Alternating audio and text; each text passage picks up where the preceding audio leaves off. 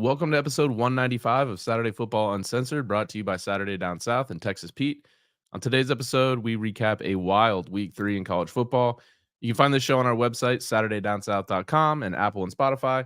Don't forget to join us for the live recording, just like you're doing now, of the show every Sunday at 8 Eastern Time on the Saturday Down South YouTube page. Find clips from the show on Twitter at SatDownSouth and at SatFB Uncensored, on Instagram and TikTok at Saturday Down South. And of course, find us on YouTube at Saturday Down South. And now, here's the show.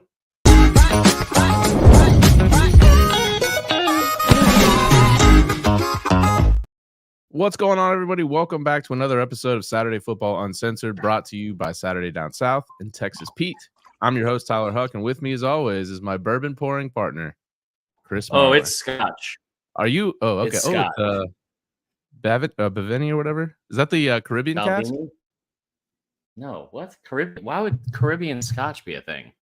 It's a thing. Is that a thing? It's not. No, it's just straight Scotch because this Alabama team has driven me to drink, and it's only week 3. And it's going to get worse. I think by week 5, we might have to mainline actual drugs, and then we'll see what happens after that because yesterday was fucking awful. Awful. Yeah, it was a wild one. I had a close one as well. A lot of top teams in college football weren't looking great yesterday. And it seems like week 3 can kind of be a crazy week every year. This year, no different. A wild set of games. What games did you catch in particular that you thought were the best? We're going to start with the Florida-Tennessee game, but what games did you watch like in their entirety or close to their entirety that you thought were awesome? That Bama game was a nail-biter. Hey, you know what? Now you get to kind of feel how the rest of us feel in games. It's like no one feels that way. No one feels that way playing South Florida. No one. In Doak Campbell Stadium when we've lost to USF. So don't tell me that. Oh, is that real? Oh, that's tough. Yeah, 2010. It was bad. It was the hottest game I've ever been to, and we lost. Yeah, it was fun. Let's see. What Dogs 3-0 got me drinking. What's up, Daniel Clower? War Eagle. I almost said War Am. That's not what I meant. War Am. Beer Dog, welcome in. Drinking Blanton's. Yeah, where are you from? Where are you drinking? Daniel Clower, we got the Auburn hat in the background right here. I'm a changed man. I might have to jump on that bandwagon too. No. I couldn't. I wouldn't say never, but we'll see. Anyway, so games that were good that I watched. The Tennessee-Florida game was like, I don't think it was good, but it was like I don't even know if it's like good is the right way to describe some of these games. They were just okay. Best game of the day. Best game of the day, hands down. Mizzou, Kansas State. That was awesome. That was crazy. Awesome. That roller coaster that it took me through, it felt like I was in month 3 of a relationship because I was tweeting out. I was like, this is so typical Mizzou. And then like they do something good. I'm like, oh my God, Mizzou, they have a chance to win it. And then they have like, for those of you who didn't watch this game, let me just run you through the final part of it and how I'm not even a Mizzou fan. I was losing my mind. Mizzou cannot stop anybody. Brady Cook is balling out the entire game. Game. Luther Burden balling out. Like every player they have is like a skill position standpoint doing really, really well. And they get the ball. It's a tie game. They have like, I don't know. I think it was like less than a minute to go and they had no timeout or something. And there's a 3rd and 2. They get like a 15-yard gain. And they are within field goal range. Now the field goal range is like probably at the 40-yard line because they have Harrison Mevis, who's in his 11th year as a kicker, the thicker kicker. He is stocky as shit. And he's in the lineup to take a 56. Great nickname. He's in the lineup to take a 56-yard field goal, which is his career high. He hit a 56-yarder last year against Georgia. Like he has the leg for it, even though he's been inconsistent to start this season.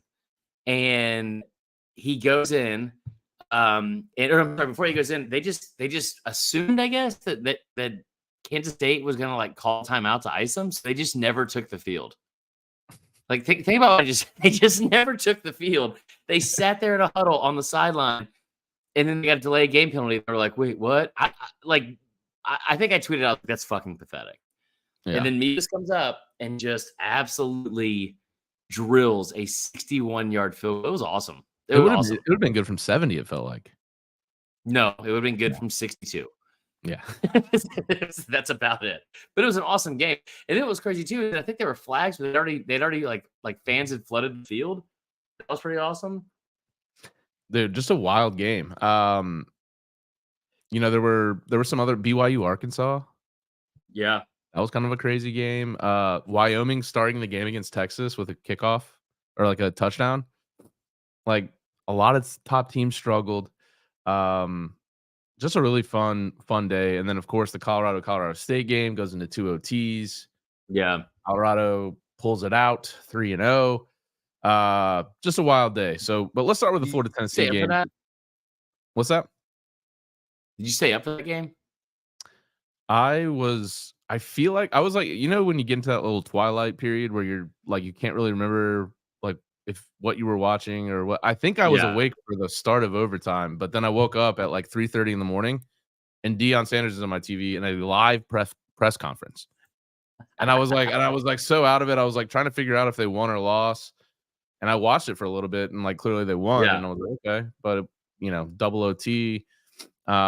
I like to see the humbled version of Dion a little bit. Like he wasn't just on his crazy, like everybody Hey, doubts us. don't say that. Don't say that because that's coming Like, from a place of hate, Tyler. right, Yeah, racism. that's coming from You're a place of hate. We'll. I don't know if we should talk about it now because I don't think it deserves to be talked about right off the top. I think the Tennessee Florida thing does, but this whole thing about like Dion in Colorado not getting respect is fucking out of hand. And I'm so sick of reading about it and hearing about it. And I don't do a good job of mincing my words, so I probably won't, and I'll I regret think it they get the later. But most respect out of any team in the country. his son called Danny Cannell a hoe on Twitter today, and nothing fucking happened. You know damn well tomorrow morning on whatever fucking show they have on ESPN, they're gonna be like, Danny Cannell is a hoe. They're right. yeah. And here's the thing, though. Here's the thing. He is a hoe, and like what? Like the whole thing is so stupid, and it's awesome to watch. It's crazy. You know what? Fuck it. Let's just start here real quick. Okay. Here's why this bothers me. This is what I saw. This is a tweet from some like bigger name in sports media, or I'll just say in media, that came across my timeline. Okay. His name is let's see here. Dante Stewart says the hate for Deion Sanders and the Colorado football team is venturing far beyond disliking them. It is a generational hatred. It's the type of hatred people have of confident, defiant, and joyful Black people. People think it's about football, but it's actually race hatred. Now, here's what bothers me is that we have like a really cool situation here with Deion, where if you look at the facts of what's happening, you had both college football preview shows that were there from two different networks for no reason against a game against Colorado State. You're a 24-point favorite, right? You have that again. His son called Danny Cannell a hoe. No repercussions for it. Oh, They're like, and by the way, you want to talk about respect? How many of these teams that I see, whether it was Georgia or Bama or Florida State, go on down the list where they were all, these huge favorites, 28 plus favorites, and they struggled.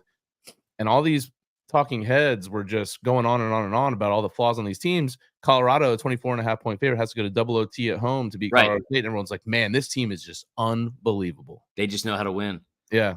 The same guy wrote something about how he's like, this is probably one of the greatest games of all time. And I was like, is it? The old number 23 ranked Colorado versus unranked Colorado State is an all-timer.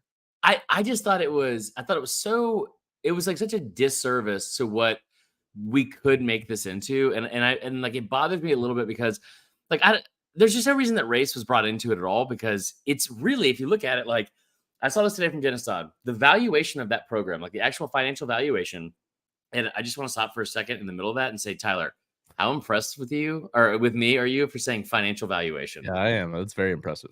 Thank you. So the financial valuation of this program now in just a few short weeks of the season has gotten on par with Ohio State, Bama, and Georgia and teams like that. That's from Dennis Dodd earlier today. They've been on game day. They've had they have so many, like from a social media standpoint, after the first week, I think Colorado gained over 200,000 Instagram followers. Shadir gained over 180,000, and so did Travis Hunter. Shadir Sanders is now, his NIL valuation from On3 was at 4.3 million before this game, which is the highest of any player in the country. I think it's awesome. Like I think it's awesome. So what bothers me is that like it seems pretty clear that everyone else, for the most part, also thinks it's awesome. Like Yeah. people aren't tuning in to see Colorado and Colorado State usually in the East Coast. It was kind of funny watching people on Twitter getting like their first introduction to Pac-12 After Dark when it's been around for years and it's going away next year. But like, I think that universally people are really enjoying watching Deion Sanders be a story, and I don't see a lot of hate on him at all. So what kind of bothers me here is that like, man, you had the option to sit there and say that this is like a majority of the sports landscape and fans in the sports landscape from across the country, no matter race, like color, creed, whatever you want to say, that seemingly are all on board and supporting this very new, I don't say young by age, but young head coach that happens to be black. That's a young black head coach with his son at quarterback and his other son playing defensive back with a pick six last night. Like, and a forced fumble. Like a cool story. And it's being talked about, it's being covered, and people seem to love it. And the numbers back that up. And the fact that we, in this time, how like divided we are in general, it sucks. It absolutely fucking sucks that we can't just sit here and be like, hey, you know what's really cool? That all of us are on board for this. Like all of us. And we're all interested, and nobody hates Colorado. I hate RJ Young. I've already said that several times. But nobody hates Colorado. So that part, just kind of bummed me out. We got a lot of comments we're going to get caught up on, and then we should get into some other games as well. Why didn't you come to my birthday party? Preston, I don't think I was invited. Yes, it usually requires an invitation, Preston. You know what? Here's the segue. Our man. Oh, yeah. Florida resident enters the chat. Actually, he tweeted us. He also left us a voicemail. Yes. So we'll get into that here. Let's start. So Florida 29, number 11 Tennessee 16. We talked about this game ahead of time. Yeah. Florida, the last time that Tennessee won in Gainesville, 2003. A lot of history there. Tight spread. We weren't sure that Joe Milton could really handle a game like this. PG-13 show. Huh? Said it's a PG-13 show. Tight spread. Okay, just moving along. So, and I wouldn't say this was like the best game to watch, although, the two dudes squaring up at the end was pretty funny to watch. Yeah. I'll be interested to see how the league handles that, because I'm pretty sure you can't just square up and start like a boxing match in the middle of a game. He was like number 55 or 54. 54, I think. Clearly an offensive lineman. He was squaring up on a number 5. Yeah. So, which at first, when I first was watching it, I was like, is Joe Milton out on the field just squaring up? I thought, but he's number 7. Yeah. Why did everyone think Joe Milton's number 5? I don't think everyone maybe thought that. Was Hendon Hooker number 5? Hendon Hooker was number 5. Okay, maybe that was. Yep. Anyways, we went. I went with the desperate play, desperate coach needing a win in this spot, night game. Yeah, and you did say this outright. I took Florida outright. That's why I didn't appreciate my man, Florida resident on Twitter being like, "You guys need to, basically snap on Tennessee a little bit like you did Florida." My man, I picked Florida outright. Did you do it out of the goodness of your heart, though? Did you do it because you thought it was going to happen, or was it because like, I hate Florida and this is like, I'm just going to hedge emotionally? No, remember my 2 spots I took this week, desperate head coaches in desperate need of a win. Billy Napier at Florida. Yeah. Neil Brown at West Virginia. Both upset victories. The victory was the first in a rivalry game for Napier, who last year became the first coach in Florida's school history to lose to Tennessee, LSU, Georgia, and Florida State in the same season. So getting that initial rivalry game win under the belt is great for Napier. Listen, man, Joe Milton just isn't it. No, did you see how far he could throw the ball though? The Tennessee, and he's not the only problem. Yeah, he's not the only problem. They had, and here's where I'll give our Florida resident some love here. 5 false starts for Tennessee. They had to burn 2 timeouts early in the second half to avoid in the first 8 minutes. I don't know if it was a home crowd thing. 90,751, 12th largest crowd at Florida Field. But yeah, Tennessee looked undisciplined, just like Florida looked in game 1 against Utah. Mm-hmm. Total reversal there. Tennessee looked very undisciplined, and I don't know, man. Like to your point, what you said before, how this game might be a little more important for Tennessee and Heupel to prove that you are legitimate. They don't have that anymore. I think a lot of people are very down on Tennessee now. Yeah, I am. What's So up, what do Nick you and think Jeremy? watching this game? Huh? What do you think watching this game? Okay, so I have rarely ever been so happy to be wrong, and I'm going to revel in all of this because I said on here last week the lock of the week: Tennessee -6, Tennessee to win the first half, and Tennessee to score first. Those were all three on my betting card. I went 8-5 this week, by the way. We're at 31-15 on the year for 67.4%. But I missed big. This is my lock of the week. Second lock of the week in a row that I missed, by the way. Real bad. Real bad. Now, I tell you what, they did score first. What was amazing to watch is you talk about all this stuff with Tennessee and all this stuff that like their fans have talked about and people have just kind of rushed to assumption on, which is like, Heupel's a great coach. I mean, they went 11-2 last year, and like that, you saw what they did to Alabama, and they beat LSU on the road, and it's like, well, they beat LSU at 11 a.m. in Death Valley with a hurt quarterback. They crushed Clemson, which okay, so did Duke in hindsight, in back-to-back games, and like they were a really good football team a year ago. But this whole assumption that they were going to come in this year and be exactly who they were last year or better is ridiculous. And I remember saying this, listen, I wish I didn't go out on such a like hard stance limb before this game saying like, hey, they're going to beat them. I think I said the Texas Pete hot take this week, they were going to win by 20 points or something like that. Like after nailing my pick last week, they were going to win by 20 points, whatever. But you heard it on this podcast a while back when we were talking about the SEC East preview. And I said, Tennessee has won 2 games in Gainesville in the last 51 years. It's now 2 games in 52 years. I mean, that's awful. And then the Joe Milton thing, what was funny for me to watch was Heupel mismanaged the game. He got out coached by Billy Napier, the coach that everyone has shit on for quite some time. And we've said on this podcast, he might not make it through till the end of this season or next year, whatever, because the hot seat he might be on. But also that it might not necessarily be his fault because it's like that schedule's brutal. You had everything in front of you, Tennessee, to be a road favorite by a touchdown. And you come out with your fucking Bryson DeChambeau-ass quarterback just slinging it all over the field. It was hilarious. They couldn't run the football. They made so many mistakes up front. They did what Tennessee always does, it seems like, in the past 20 years. And that is, as soon as they are down and things are against them, they fucking turn into this just giant, like angry mob of bad decisions. Josh Heupel calls a fucking timeout for no reason at the end of the game. For no reason at the end of the game. Causes a scuffle at the end of it. Like they were down 13. There was nothing that could have happened that they would have been able to win that game. He even said, he goes, we thought maybe we could like return it. We have onside kick. I don't know how much time was left. You did know how much time was left. That's why the clock was fucking ticking down the whole time. It was ticking down the whole time. And then you called it at 6 seconds. Fucking bullshit. Like absolute trash behavior.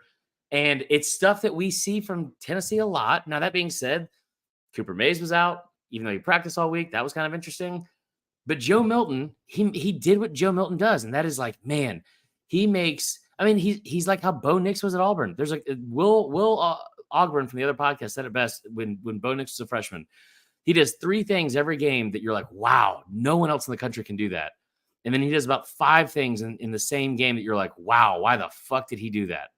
Like, that's Joe Milton as a player. And we sat here all offseason hearing about how great they were going to be. It's game 3. The sky is falling in Knoxville, which is hilarious. Yeah. Have the calls for Nico already started? Oh, yeah. Yeah. You knew that was coming. I tell you, who had the most vocal call for Nico was the gentleman who ran on the field last night and got arrested because he was live tweeting about it right before he ran on the field. I didn't see that. That's real. But oddly, Craigie, the resident Florida fan, it's also like I don't want this all to be a Tennessee hate fest because you do need to give credit to what Florida did. And I heard a stat that was incredible. And you talk about like the new defensive coordinator there that was at Bama for a minute, gets lured away to go to Florida, and he was obviously in demand if 2 SEC teams wanted him, right? He comes in and he blitzes Milton and puts pressure on him all night. And you hear the stat at some point during the game that Milton had, what was it? He's never thrown a touchdown pass on the run in his entire. That's a real stat. He's never thrown a touchdown pass on the run. So they brought pressure at him all night. And when Tennessee needed him the most, when they needed leadership the most, when they needed to play sound football the most and execute and not make mistakes, they didn't do that once. And it was, I'll say it, it was a lot of fun to watch. It's like, I think the biggest surprise, I shouldn't say it's a surprise, because obviously the run game for Florida is what they were going to be leaning on all year. Mertz, 19 of 24, which is efficient, but 166 yards, one touchdown, no picks. But man, Travis Etienne, 23 attempts, 172 yards. Yeah. That big 62-yard touchdown. He killed him. Eugene Wilson's going to be a player. Hopefully I know he came off the field after an injury. Hopefully he'll be okay. It sounds like he will be. He looks like a future star for Florida. But that Tennessee run defense was supposed to be pretty good. Just got torched by Florida all night. Yeah. Travis Etienne is a player, man, just like his brother, dude. That dude, he's a baller. Yeah. Why is there no one at this Patriots game, by the way? I see a lot of people there. Are they just wearing red? Am I stupid? I'm probably just stupid. Yeah, probably. I'll tell you what, the irony of the fact that two Bama quarterbacks are playing in this fucking Sunday night game after the atrocity we had to watch last night in South Florida was not lost on us. Yeah. Anyway. But obviously a monumental win for Florida. I said it before the game. Thought Napier had to have that win. Yeah. Even though they were underdogs. It just didn't seem like things were trending in the right direction for Florida. So obviously a great win for them. Tough loss, obviously. So, now you've got Charlotte, which should be man, you really. Well, somebody asked what I was drinking, so I was just showing them, and then I felt all right. Okay, like it was one sip, dickhead. You got Charlotte this week, so that should be another win. You'll be 3-1 going to Kentucky September 30th. That'll be a big game for both programs as well. But yeah, this was a big one for Florida and Billy Napier. 1-0 in the SEC now. First rivalry win. First win was a ranked opponent in the swamp since 2019. That's awesome. And look, the Florida defense. I mean, I think the Austin Armstrong is a kind of a goofy dude. Yeah. What did I call him the other day? Like Kmart Kirby, because he talks like Kirby, and he's got the visor and I can't hate on him because he's got the defense looking really good there. Yeah. I think Florida could be a little bit better than we thought, especially for that Utah game. It'll be interesting to see how Mertz continues to grow within the offense. They'll have to stay healthy on the line, both lines really, because there's not a ton of depth. Starting to see some guys emerge at receiver. I didn't really outside of Ricky Pearsall, I didn't know who they had. There was some good reports on the freshmen in camp, but it's hard to rely on true freshmen, and looks like Eugene Wilson might be that guy. So Florida Jeff could be a good point, by the way. This is what I meant. A ranked SEC win. Oh, okay. Thank you, Jeff. Yep. Good call, Jeff. Yep. This is why we do these things live. Yeah, exactly. Like Stat Boy on pardon the interruption. Stat Boy? Remember Stat Boy? That he would like sit in the back and he'd be like, "You said this wrong. It was this" at the very end of the show. Did not know that. I feel like we should get one of those. What was that guy? Someone in the chat won't remember that guy's name. Yeah. He ended up hosting what was that show where they would like you can mute you and give you like arbitrary points and oh yeah. The I know you're talking about, yeah. He hosted Pardon the interruption? No, not pardon the interruption. The one before it. That show sucks. Yeah. Anyway, no, great win for Florida. Love it. I think we definitely jumped the gun on that whole thing. What? Oh wait, we got the voicemails. Oh yeah. So let me go ahead and pull this up, and we will get to the voicemails. I don't want to show anybody's phone number. All right, yeah, let's do this. For $5 extra, we will show you the number, though. Just know that. Guys, it's the Florida resident. Just here right after this wonderful win. We got to get Tennessee out there. Well, a lot of people doubted us. Yeah. So I guess now we can stop with all the Milton talk and all that crap I had to hear about all season, all season. Language. we can go on and shut all that down, and Tennessee can continue to go over in the swamp and pretty much throw their season in the trash at this point and go ahead and start the season. Give Milton a going away package with a pamphlet and says never come back. It's good to finally see a win. Y'all can leave Billy Napier alone for a week, please, respectfully.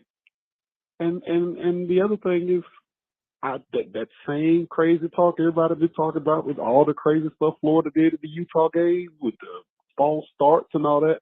I need all that energy shit at the Tennessee this week. Appreciate you. Love y'all. Have a good one. I love you too. There was some petty in that voice, and I love that. I love it.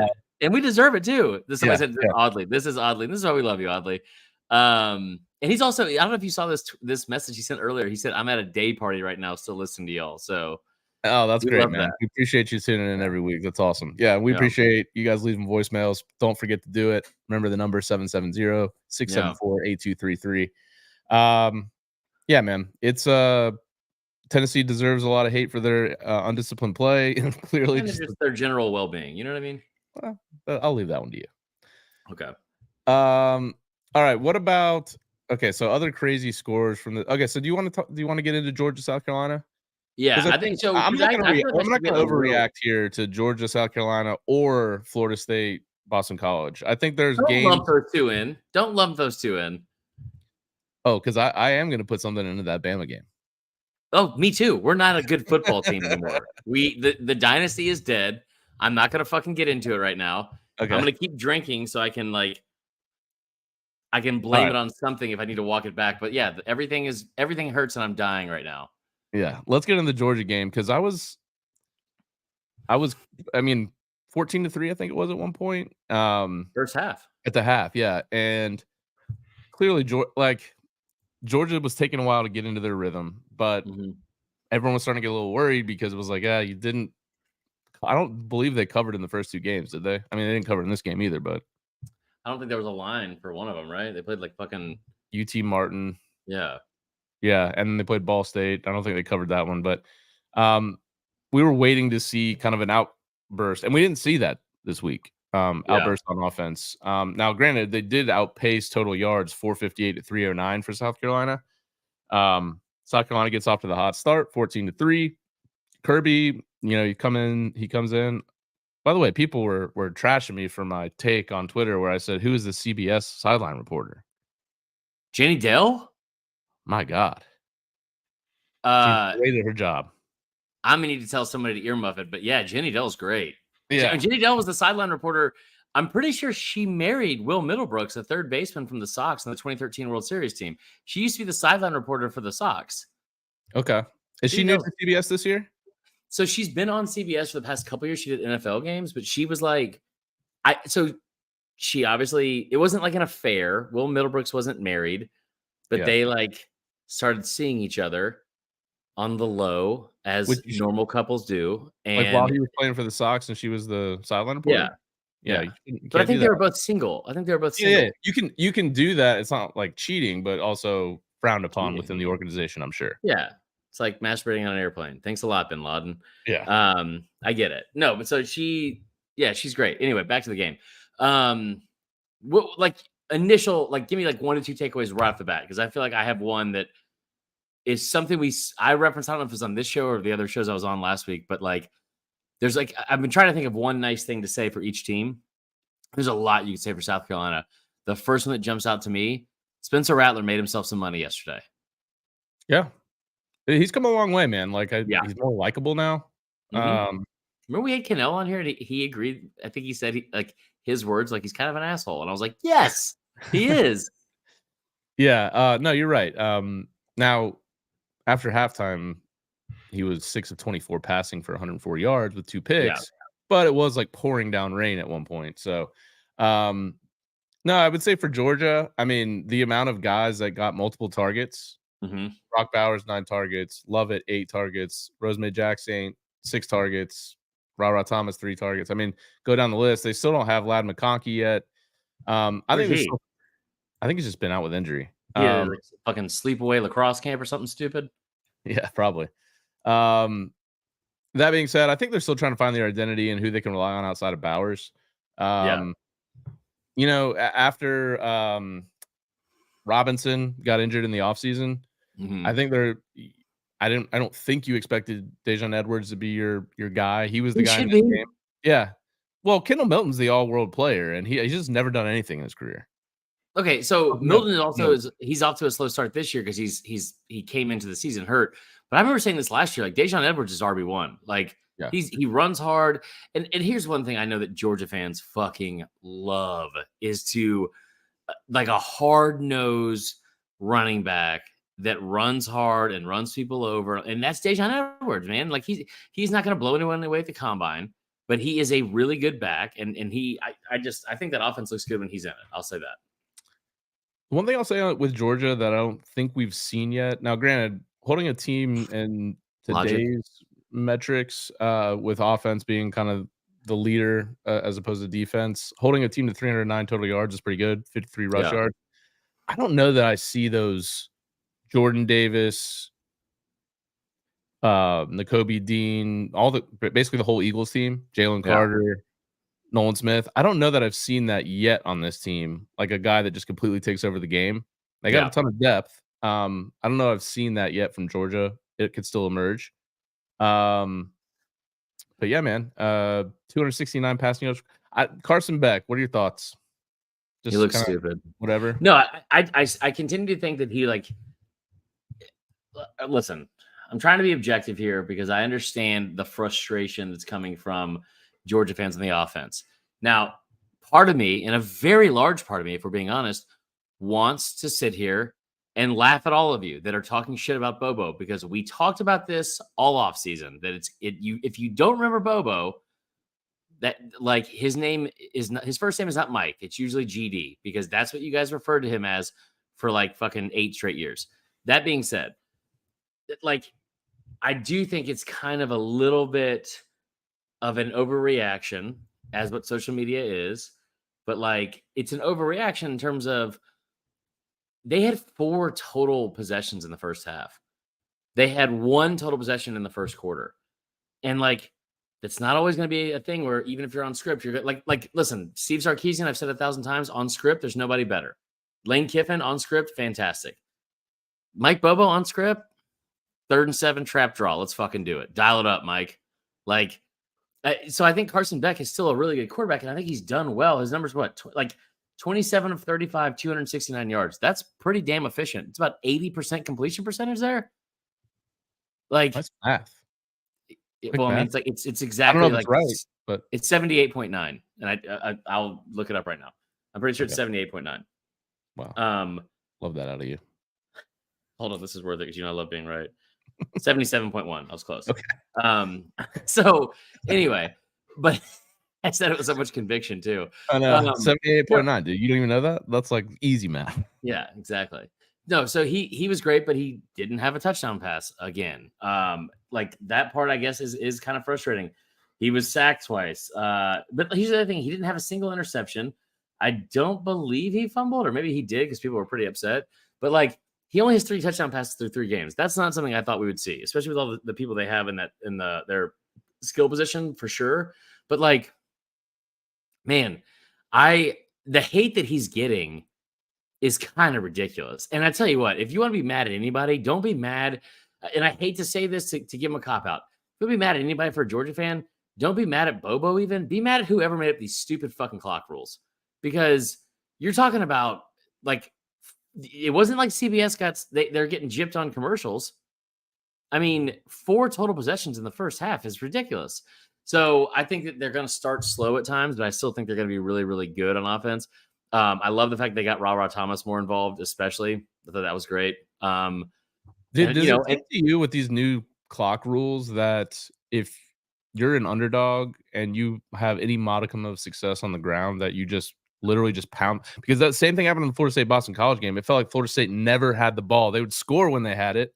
Yeah, but they had the ball like 2 or 3 times in the first half. It was insane. I was like, are we ever going to get a chance? Boston College, so it's like, well, they always run the ball, but no, but yeah, I think that's kind of a pathway to at least making a game closer, because with the running clock, it just seems like these games fly by. I felt like what game was it? It was like, or I can't remember, but it felt like Well, the first half was like an hour long. the whole thing with Georgia yesterday too, and I don't want to only spend time on Georgia. South Carolina did a phenomenal job coming out of the gates, being up 14-3 at the half, keeping their foot on the gas, getting in the end zone right before the end of the half. They lost Juice Wells, who looks like he has a broken bone in his left foot, which sucks.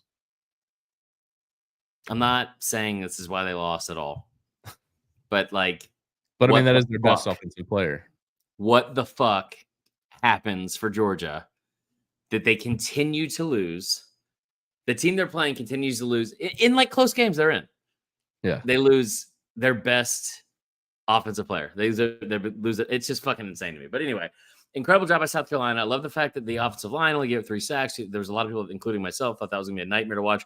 Spencer Rattler, they could never run the football. The one concern if you have for South Carolina is like, fuck, man, that offensive line still cannot get a push. Even against Georgia, it still was concerning. They had 17 yards out of, what's his name? Out of Rattler in the first half. He was their leading rusher with 17 yards. I think Dak Joyner had like 5 carries for 10 yards. Like they didn't hand off the football to their running backs a lot at all, which was kind of concerning. But I loved what they did early. They attacked and they continued to attack. And they Beamer said it afterwards. He's like, they wanted to get to the fourth quarter with a chance to win. And that's what they did. Now for Georgia, the thing that should scare everyone, if we sit here and talk about how Georgia didn't look good, and I listen, I don't think they're the best team in the country right now. I would continue to have them at number 1 because they deserve that and they've earned it. I don't think they're playing like the best team in the country right now, nor is their resume worthy of being necessarily labeled number 1 right now. That being said, this is not a finished product, and they did something yesterday that elite teams do and elite coaching staffs do, and that is you make halftime adjustments. And by the time you come back out, you saw the game was in hand quickly. Like at halftime, you could buy Georgia money line at like minus 140. And they came out, first drive, they go right down the field and score. Second drive, right down the field and score. And they took over. And that's what good football teams do. We did get a voicemail at halftime of this game. Oh, God. Ooh, if you have any friends who are Georgia football fans, call them. We might say, it's early season. We're not, doing so bad. Things will bounce back. It's not good. It's not good at all. We're not doing good. It's halftime at the South Carolina-Georgia game, and we are struggling. I'm flashing back to the old Bobo days. Listen to Chris on the pod and I hope he's not right, but unfortunately, I think he is, and I'm starting to scream, "Damn it, Bobo!" at the TV again, and I'm flashing back. So call us. We're not doing hot. We'll try to call back after the game, but your Georgia friends, call them right now. I love it.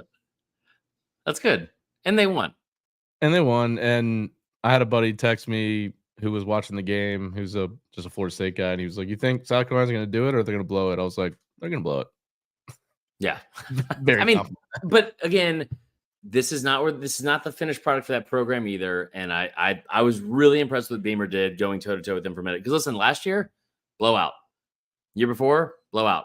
This is a much better game. It was. I look for Georgia to continue to improve on both sides of the ball as you're starting to replace some of these stars that you've lost over the last 2 years to the NFL.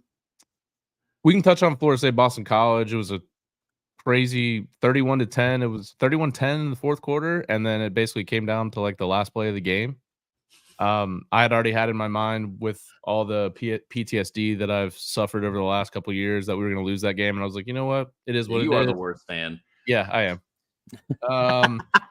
And to be fair, had Boston College not committed 18 penalties, we may have lost that game. But now I'm hearing that most of the team had the flu. It sounds like an excuse, but we'll see. I don't think it was a look-ahead spot to Clemson, who is starting to look a little bit better. Mm-hmm. By the way, I saw Florida State open as a 2.5-point favorite in that game. On the road. Yeah. Do we want to get into Bama now, or do you want to wait on that? Because the team I was most impressed with all day was LSU. Let's talk about that first. Okay, so we got a couple voicemails from this. One on Tuesday at noon, just ready for the game. What? But he called a shot. Chris Tyler, it's everybody's favorite Cajun Chick Claw. I'm here to tell you the time has come The LSU Tigers are starting their journey to Atlanta this weekend against the Bulldogs. Bulldogs? More like bull crap. You know the only thing that cowbells are good for? Ringing in the children for dinner time. Because the Tigers are ready to eat. And I'm making a roof. And the first protein I'm adding to this gumbo is Bulldog. That's disgusting.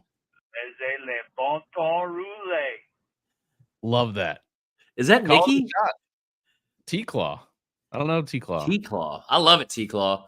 I tell you what, I had this as one of my picks. Well, you said there was, damn it, you said this is one of we had multiple things? I think, yes, we did have another LSU. What is this? You know, I said Mizzou's going to win. Nope.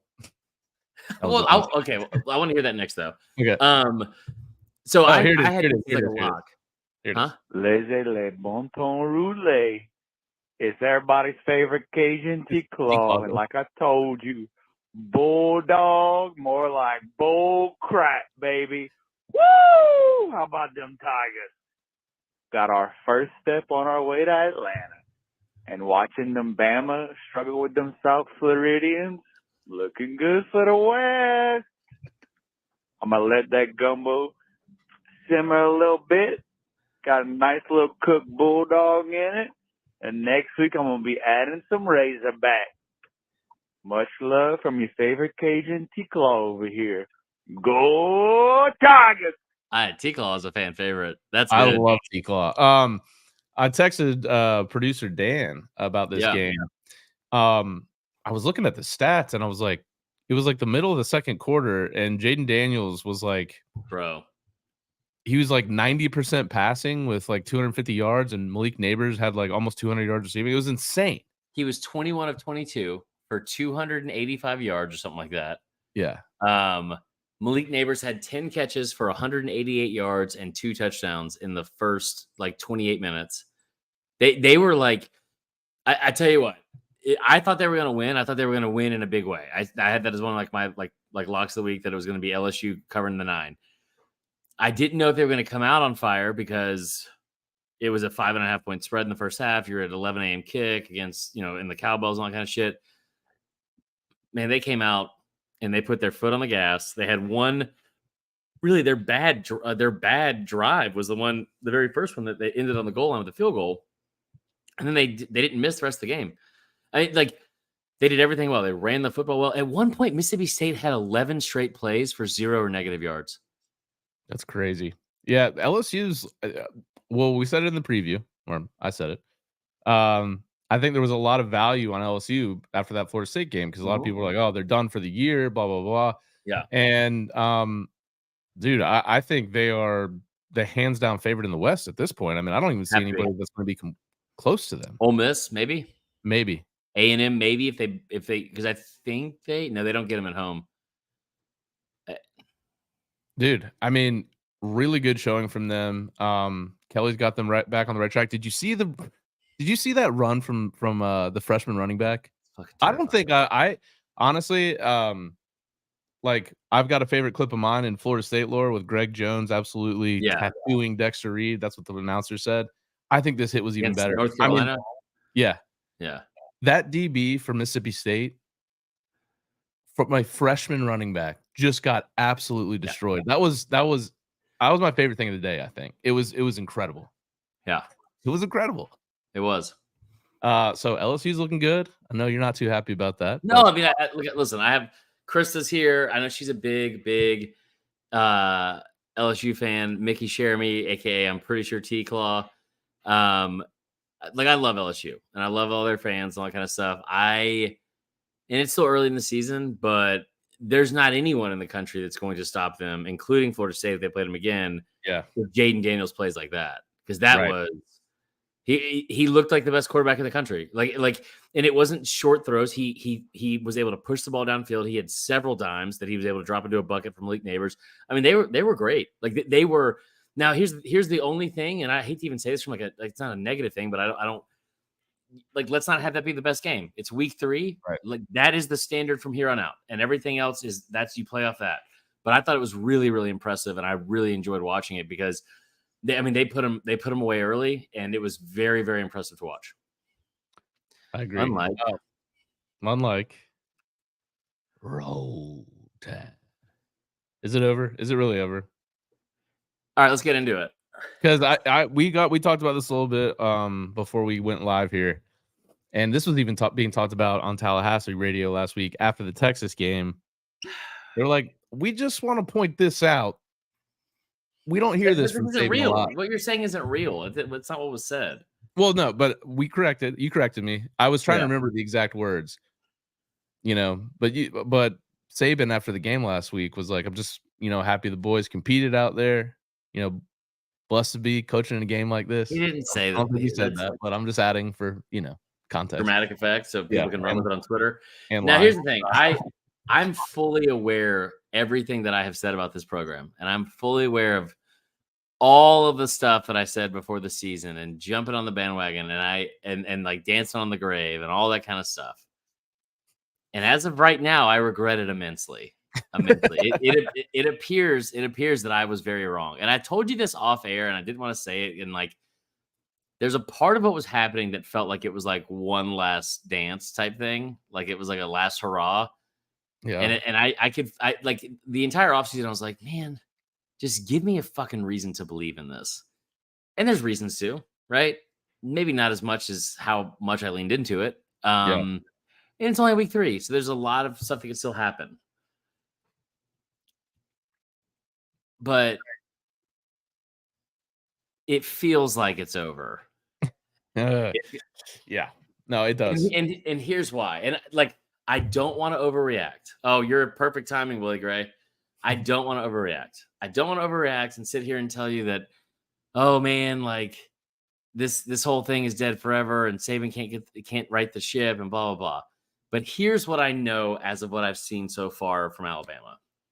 You have not been able to establish the run. You were able to do it for one quarter against MTSU, and it was the 4th quarter. You went into that game, or you went into the season with one thing that you kept leaning on that was going to be the strength of this team, and it wasn't the defense.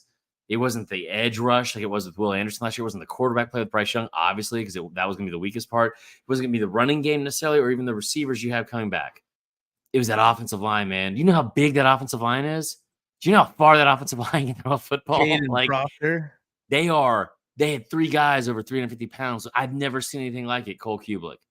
Their average weight is 300 and what it's bigger than any line in the NFL last year.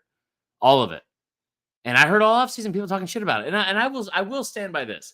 A lot of the shit talk was not coming from a place of like objective, unbiased, right, like tape watching opinion. It was, I hate this team because they have fucking skull dragged my team for the last decade and a half, and I hope this is over. That's it. Like, and that's fine. That's fine. I totally get it. I totally get it. But I really leaned into this whole thing that, like, man, you have 9 5-stars coming in. That offensive line's gonna be huge. They're the ones that said joyless murder ball. This isn't joyless murder ball. It's just joyless. The whole situation is joyless. And I said last week, like, that we don't need to overreact to the Tennessee thing or to the Texas thing because it's playing Texas, and Texas is a really good team. And we didn't know who the quarterback thing was going to be. The quarterback situation was not going to be set up for week 2. But then you spent this week, and again, maybe I don't think this is what's happening. Maybe, though, Saban is a genius all along, and he did this to motivate his team so they would see that Jalen Milroe is the guy. But that's not what I think happened. And I think that you went into a game trying to find answers before the start of SEC play against Ole Miss, and you came away with nothing solved. You came away with way more questions. The only thing you have definitely solved is that Tyler Buckner should never step on the field again unless to give somebody a fucking high five or hold the extra point, and that is it. Like, that is it. He was awful. And I hate to say that about the kid. I tried to get behind him. Former Elite 11, top 100 quarterback. His mechanics are awful. The moment was way too big for him, and that was against a half-empty stadium USF. Yeah. So then they brought in Ty Simpson, who now, and this is called Saturday Football Uncensored, so fuck it. We'll just lean into it. All of the old whites and Bama people that are just like, don't want to see Jalen Milroe start that are like, that offense runs better, brother. That offense runs better with Ty Simpson in it. No, it doesn't. Yeah. He had the same amount of fucking completions as he had sacks. 5. It was the lowest amount of passing yards I've had in a game in the last 87 games, dating back to 2017 against Washington in the college football playoff. They got sacked 5 times against USF. Caden Proctor got bullied all day again. For they could not establish a run until the fourth quarter. That game was it tied going into the fourth? Let me look. It was 3-3 at halftime, and then Bama scored a touchdown in the third quarter. So it was 10-3 going into the fourth. 10-3 going into the fourth. Now again, and they scored real late in the fourth to make that 17. Yep. Like USF was driving to tie the game, and then he threw that terrible pick. They were down to the 30-yard line. Yeah, and here's the thing. I said this against Texas, and I didn't think they were going to win that game because I didn't know when they got down early they were going to be able to come back, and they did. They did with Jalen Milroe, by the way. This whole thing seems like it's so mismanaged, and I think that the thing what's driving people crazy is that Saban's not going to give you an answer as to why he's doing anything, but for the first time in a long time, it doesn't really feel like there's a plan.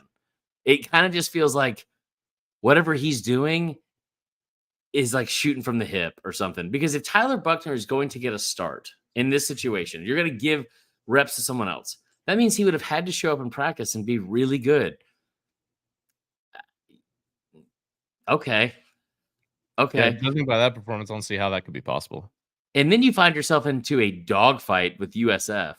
You get a break, that it's a rain delay, and it's like at every time, like after 3 drives, I was like, he cannot come back out on the field. He's not. The offense has done nothing with him. He cannot come back out on the field. 4th drive, cannot come back out on the field. Rain delay, cannot fucking come back out on the field. He does. Then they finally take him out, but I was like, well, maybe they're going to get to the half with him and then put in Milroe. They get to the last drive of the first half, which was a fumble inside their own 25, which is the only reason they tied it up. And they brought in Ty Simpson, the 3rd string quarterback. And then so then it's like, okay, well, then hurt, or were they just did they go into this game saying we're not playing Milroe? We got to figure out what we have. He made a comment on the sideline, like to whoever the sideline reporter was, Chris Budden, and he was like, "We played the guys that played the backups that played the best in practice all week, and the ones that did things the right way, and that's who's going to play." So the only thing I can think of is like, did Milroe go into this whole thing with like a shit attitude, was upset that he wasn't going to be the starter or something, right? Because that's like, and here's your and that's pure speculation on your part. We don't know that. Yeah. Pure speculation. Just trying to figure out what's going on. I will tell you that the text that I was receiving during the game from my best source was like, "What the fuck is happening right now?" Oh, okay. So we're like sitting there watching this, and I'm like, you're in the 3rd quarter, and you're like, you have to escape Tampa with a win again. But last time you were in that stadium, it was against fucking Clemson in the national championship. This time it was against a team that was 111 the year before and had the 113th ranked defense in the country. And you put up 107 total passing yards. I don't think they got over 300 yards total in the first half. They barely eclipsed it. They had less yards than USF though, right? USF ended up with 264. Okay, well, the defense did play well. I will say that. Yeah. But here's the other thing that's so frustrating to watch. It didn't feel like they had a plan. What really won them the game was you had a 45-yard completion to Robbie Oots at tight end, and they finally had to somewhat respect the pass. Because before that, all they were doing was stacking the box, and Bama can't protect 3-on-5, let alone 6-on-5 at all. And Roydell Williams became a workhorse late in the second half, and that was great to see. The defense played well at times. They had like most of those yards. I would venture to say that over a third of their total yards were on broken plays, like just scrambles and stuff like that. Yeah.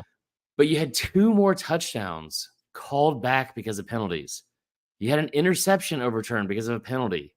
You had you had a fumbled punt return. It's not that you're not doing things that elite teams don't do. It's that you're doing them repeatedly. Like you're making the same mistakes. 4 touchdowns in 2 games called off because of penalties. Maybe it's bad luck, or maybe it's consistent because that's what's happening. I mean, like it's very frustrating to watch. And it's like, I hate watching a Bama team that you're like, okay, something good happened. And then you're like scouring the field for flags and expecting the worst because they're not a team that's going to go out there and dominate people. The only positive I'll say from this is if Jalen Milroe, he did something yesterday that very few people can do, and that is this. He won over the entire fan base, and I would probably assume most of the team, by never playing a fucking down. Yeah. And here's the last thing I'll say to you about the Bama stuff. About like somebody says, was Milroe suspended? Should I save the bad joke that I put on Twitter? Do we want to rehash that? I texted Tyler and I said, part of me wants to ask if Milroe like witnessed a murder or something, but it's not like Bama suspends players for that either. So, but dude, here's the thing. We're not going to break down the Ole Miss game right now because that's only going to hurt my feelings, most likely. I'll do that on Wednesday. But there were people that were still making the point that Ty Simpson had to be the guy and that Jalen Milroe had 2 of the worst interceptions I've ever seen thrown. I'm like, no, he didn't. He had 1 really bad interception against Texas. He had 1 really bad interception against Texas. Like, you talk about bad interception. How about Tua in the national championship game against fucking what do you call it? How about Mac Jones throwing 2 pick sixes against Auburn in 2019? Like, calm the fuck down. That he didn't have like if you're a Bama fan, you're looking at this and you actually think to yourself, this is the best option for us to win is Ty Simpson. And here's what I kept trying to post to them because every single player was like, we might lose that game, which not every single person. A lot of people were saying like, if Jalen's in that game, we might lose because he's turnover prone and blah, blah, blah. We might have lost yesterday to South Florida. Spend that on its head because it's a fucking dumb statement for one. 2, if Ty Simpson or Tyler Buckner start against Texas, what do you think that score is? Oof. I think it's clear that Bama has to not only get back to Milroe, but just run your whole offense with him running the ball, not scrambling, running the ball 10 times a game. Because then at least 5. the defense has to prepare for that. But if you just use Milroe as a backup or a drop back passer and rely on his legs when the play breaks down, which is going to happen a lot with that O-line. God. But I mean, That's the best friend you could have. You can't play a traditional drop back quarterback. Ty Simpson got sacked 5 times. He didn't even play the full game. It's the best friend you could have is a mobile quarterback. It makes no sense. It like, and the people that are sitting here saying like, there are people that are adamantly saying they think Ty Simpson should start. I'm just saying like, if you think that's the case, and we've already lost 1 game, do you think they somehow win that game? We're about here's I said this last week, and I was like, if you look at the schedule, there's nobody on that schedule that is going to be an objective L for Alabama. And I said that at the time after the Texas game, not before this game was played against USF. Like, if you look at the schedule, Tyler, what team on there is the closest to Texas? Well, probably LSU. No. What do you mean closest? The way they run their offense, the way they play, the way they call plays. And Ole Miss. Right. Yeah. And it's your first. It's if you lose another game, you're done. And it's not even October yet. So you have to win out. And there's no chance. Like, listen, there's no way you can trot out fucking. This isn't the fucking Democratic National Convention. You cannot trot out old ass Joe Biden or Ty Simpson onto this fucking field and tell me that people are going to feel good about it. I will. I don't care how that sounds. At one point I pulled for both, and I swear to God, if either one of those guys go out there, I will denounce my fandom immediately. This is insane behavior. Like, current line, Bama -6.5. In some places, it's at 11. No. Yes. Michael Casagrande said earlier today that it was at 11 in some places. And I don't think it got bought down that quickly. What's going to happen with this line, too, is it's going to get bought down by the public immediately to like 3 or 4. Sharps will jump on it late. But the wrong team is favored. And we'll get into that on Wednesday. But, like, there's no way you could watch that game and tell me you think that Alabama was a good team. I just... It's going to be an interesting week. Any other... We're already at an hour, which is kind of crazy. This has been a fast episode. some other games that stood out to me that I thought was kind of funny, and this is just totally off the radar. How about South Alabama just crushing Oklahoma State? Best team in the state, bro. Dude. South Alabama is the best team in the state. Your state power rankings are South Alabama, Auburn, and then Bama. Dude, like, what was it, 33-7? Like, 35-7 or something. Yeah. good Lord. Yeah.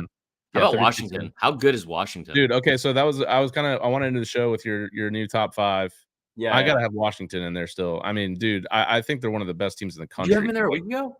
I think I had them in the top 5, yeah. Yeah. I had Florida That's State fair. first. I'm gonna drop them because there is some concern about they've started every game, including the Southern Miss game, slow. Yeah. I think it's becoming a trend more than just a one-off. So I think I'm gonna put for this week, I'll go 5. I'll keep USC there. Yeah. 4, I'm gonna go Michigan. I just like Michigan is just so boring. Dude, JJ McCarthy. 31-6 against Bowling Green. Congrats. JJ McCarthy had 3 interceptions against Bowling Green yesterday. I'm gonna go Georgia 3. No, I'm sorry, Washington 3. Well, now I'm starting to run out of teams. I gotta rethink this actually. What do you mean run out of teams? It's the same thing every week. It's 130 teams. Yeah, I know, but Washington I have to put in there. They're decimating people. Yeah. And Penix should probably be the leader for the Heisman right Bro, now.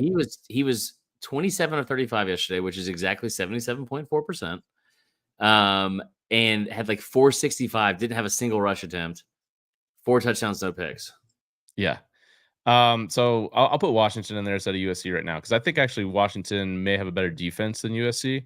So I'll go Washington 5, then Michigan, then I'll go probably Florida State, Georgia, Texas, number 1. Okay. I dropped Florida State down to 3 for right now. We'll see how they do against Clemson this week. I'll put Georgia up there because their defense did a really good job. I mean, anytime you hold a team in the SEC to like 300 yards, it's pretty good. USF did that to Bama. I mean, Bama's not a good football team. Bama, like I was texting. All right. I'll just say this. I was texting the person I've been dating, and they are not a Bama fan. As a pronoun, like, they go by they. Shut up. And I was like, what if Alabama's like not a good football team? And they were like, yeah, they're not. Like it's pretty clear to everyone but you that they're fucking not. Like they are. Oh my God, it's so bad. We did get some voicemails from the Bama game. Do we want to play those? Did we? Yeah, let's play at least one. All right. Well, here's one from halftime. What's up, guys? It's your Bama boy, Bo. Sitting here right before halftime. It's 3-3 against a very, very stout South Florida team. I have no idea what to think right now. People have been saying 8-4. I'm afraid it's looking that way. Oh, my. Maybe it's just the logo. Maybe that's why we're having such a tough time. It resembles that Texas logo. Maybe that's it. I'm going to continue watching this shit show of a game. Hope you guys are having a better day than I am. So, yeah. Oh, did you think I was having a better day than you were? I'll tell you what. At one point, I opened the front door so Pepper could see outside, and there's a screen door. So I just forgot because it was so nice in the morning. It was like 60 degrees. So I had opened the screen part of it instead of the glass part. So the door was closed. The door can't open like that. All right. Mm-hmm. Cat got in there. There's a cat in the house. Okay. Mm-hmm. Need more dogs. But I have the screen up so you can so I just forgot. And it's like halftime. It's like 5:30 and people are like walking their dogs and Bama has like a 4th and 6. They have a 4th and 6. Bama runs a safety blitz and the fucking safety jumps off sides, which is almost fucking impossible to do because he was coming from 15 yards away. And I was just like, God, what the? Like, I just unleashed everything. And this poor family walking their Dalmatian and some other fucking shit rat dog walked by and were like, good Lord. That was bad. What's going on in that house? We did get a couple other ones, but we were already running long.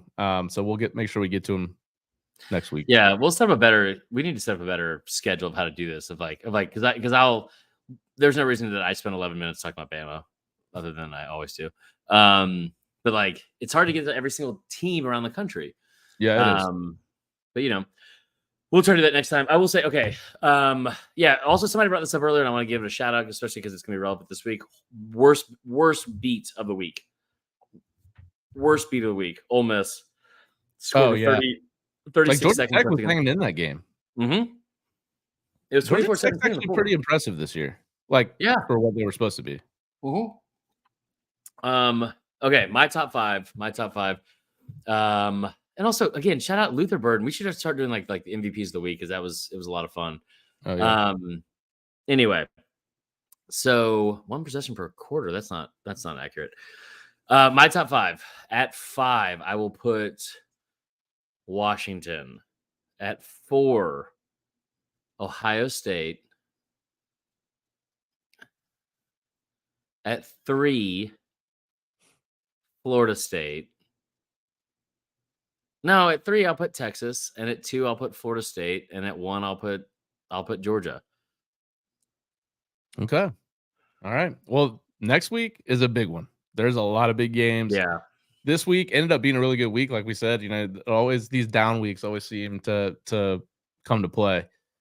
Next week, a lot of big games. So we look forward to seeing you guys on Wednesday.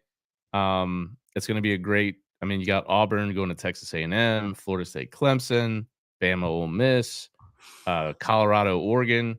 There's a lot of good games this week, so I can't wait. UCLA, Utah is a really good game. Shut up, Audley. So we look forward to listening to coming out with another episode on Wednesday. Again, we really appreciate you guys listening to the show. It would really help us if you would rate us 5 stars on Apple and Spotify. Leave us a review. We'll read the best ones on air. And like and subscribe to the YouTube page. So when we do go live on Sunday, you guys get the notifications. Don't forget to leave a message. Real quick, we did a recap show last night. After all the games last night, and had like 300 listeners or 300 views at one point. It was really great. Oh, shout out to you. Oh. Leave us a message, 770-674-8233. Don't forget to check out the SDS podcast weekly with Connor O'Gara. Check out all of our videos and clips from the show at Sat Down South on Twitter, at Saturday Down South on Instagram and TikTok, and Saturday Down South on YouTube. For Chris, I'm Tyler. Thanks for tuning in, guys. We will talk to you guys on Thursday.